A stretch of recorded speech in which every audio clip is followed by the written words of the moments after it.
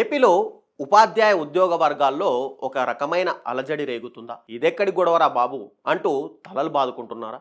ప్రభుత్వ ఆశయం మంచిదైనా అమలు తీరు సరిగా లేదని వాళ్ళు ఏమైనా ఫీల్ అవుతున్నారా? ఇంతకు ఉద్యోగులు ఏ విషయంలో ఆందోళన మొదలైంది అనే దాని గురించి మనం ఈరోజు వీడియోలో తెలుసుకుందాం. అయితే ఏపీలో కూటమి సర్కార్ తాజాగా P4 పథకాన్ని వేగంగా ముందుకు తీసుకెళ్లేందుకు ఒక ప్రయత్నాలు ప్రారంభించింది. సమాజంలో ఉన్నటువంటి ధనికులు పేదల్ని ఆదుకోవడమే ఈ ప్రోగ్రాం యొక్క ముఖ్య ఉద్దేశం. అయితే ధనిక వర్గాలను మార్గదర్శులుగా, పేదలను బంగారు కుటుంబాలుగా ప్రకటించి ప్రభుత్వం ఇక్కడ ముందుకెళ్తుంది. అయితే వచ్చే ఆగస్టు 15 నాటికి రాష్ట్ర వ్యాప్తంగా ఉన్నటువంటి 15 లక్షల బంగారు కుటుంబాలను ఎంపిక చేసి వారికి మేలు చేయాలన్నది ప్రభుత్వ ఉద్దేశం. ఆ దిశగా కసరత్తు కూడా ప్రారంభించింది. ఉద్దేశం మంచిది, అది అత్యున్నతమైన ఆశయం కూడా.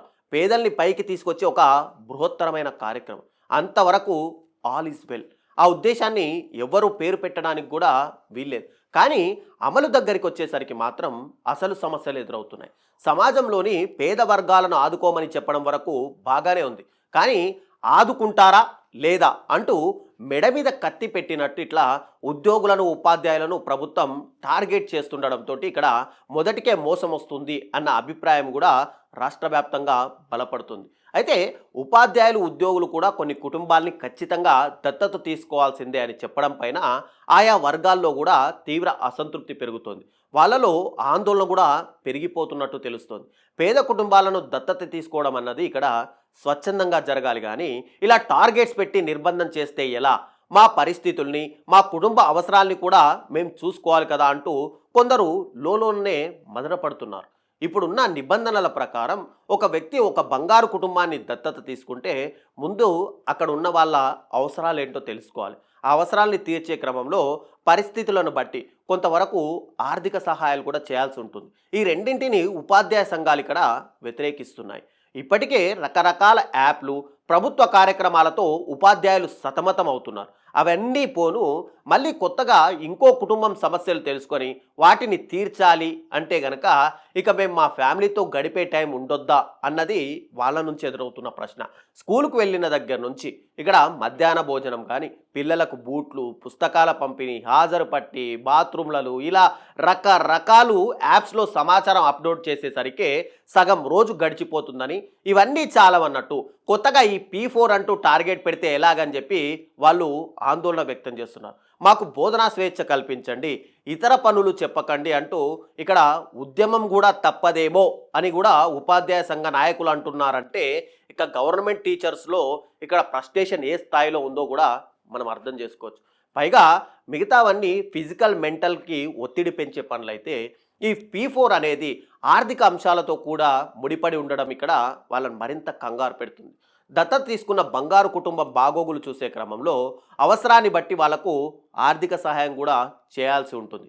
ఇక్కడ పేరుకు అవసరాన్ని బట్టి అని అంటున్నా కూడా అంతిమంగా వ్యవహారం మొత్తం కూడా ఇక్కడ ఆర్థికం చుట్టూనే తిరుగుతుంది. ఆ స్థాయి అందరికీ ఉండాలి కదా అన్నది ఉద్యోగ, ఉపాధ్యాయుల సంఘాల ప్రశ్న. ఇష్టం ఉండి, ఆర్థిక స్తోమత కలిగి స్వచ్ఛందంగా ఎవరైనా ముందుకొచ్చి బంగారు కుటుంబాలను దత్తత తీసుకుంటే ఓకే, కానీ మీరు టార్గెట్స్తో బలవంత పెడితే ఎలా? ఇదే పద్ధతి కనుక కొనసాగితే ఆందోళన తప్పదు అని చెప్పి ఉద్యోగ, ఉపాధ్యాయ సంఘాలు ప్రభుత్వాన్ని హెచ్చరిస్తున్నాయి. ఉపాధ్యాయులతో పాటు సచివాలయ సిబ్బంది కూడా ఇక్కడ P4 టార్గెట్స్ ఇస్తున్నట్టు తెలుస్తోంది. దీంతో వాళ్ళలో సైతం అసహనం అలాగే పెరిగిపోతుందని మనకు సమాచారం అయితే అందుతుంది. సమాజంలో అత్యంత ధనికులు, పేరు మోసిన వ్యాపారవేత్తలు, బడా పారిశ్రామికవేత్తలు చాలామందే ఉంటారు.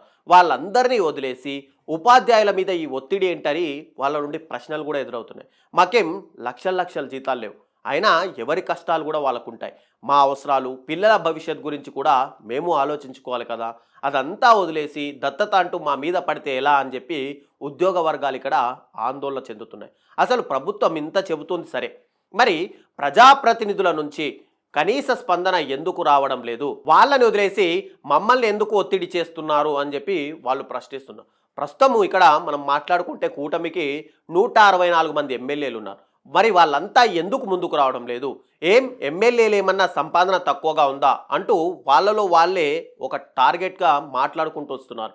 ఉద్యోగులు, ఉపాధ్యాయులు ముందు ఆదర్శంగా ఉండాల్సింది ఇక్కడ ప్రజాప్రతినిధులు కదా. అందుకే ముందు వాళ్ళనే టార్గెట్గా మొదలు పెట్టండి. కేవలం జీతాల మీద బతికే వాళ్ళ మనోగతం, ఉద్యోగ వర్గాల్లో వస్తున్న ఈ మార్పును గమనించిన కొన్ని రాజకీయ పక్షాలు కూడా వాళ్లకు మద్దతుగా ఆందోళనకు కూడా సిద్ధమవుతున్నాయి. దీంతో మ్యాటర్ ఎట్నుంచి ఎటో వెళ్ళిపోతుందని గ్రహించినటువంటి ఇక్కడ ప్రభుత్వ పెద్దలు ఇప్పటికే దిద్దుబాటు కూడా మొదలుపెట్టారు. ఉపాధ్యాయులు ఫ్రస్ట్రేషన్ పీక్స్కి చేరాక స్పందించిన P4 స్వర్ణాంధ్ర ఉపాధ్యక్షుడు కుటుంబరావు ఇందులో బలవంతం ఏమీ లేదు, తాజాగా ఒక స్టేట్మెంట్ కూడా ఇచ్చారు.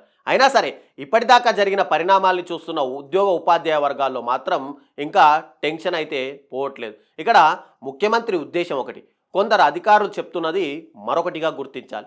P4లో భాగంగా పేద కుటుంబాల బాగోగుల బాధ్యతను తీసుకునే మార్గదర్శులపై గందరగోళం ఇక్కడ ఏర్పడుతుంది. ఈ కార్యక్రమం పూర్తిగా స్వచ్ఛందమని ప్రభుత్వం చెబుతుంటే కొందరు అధికారులేమో ఉద్యోగులకు టార్గెట్లు విధించడం ఇక్కడ వివాదాస్పదంగా మారుతుంది. సో ఇక్కడ ప్రభుత్వం తీసుకొచ్చినటువంటి కార్యక్రమం మంచిదా లేదా, అసలు ప్రభుత్వము P4 విధానంలో ఉద్యోగ ఉపాధ్యాయ సంఘాలను టార్గెట్ చేయడం ఎంతవరకు సమంజసం అనే దాని మీద మీ అభిప్రాయాల్ని ఖచ్చితంగా కామెంట్ రూపంలో తెలియజేయండి.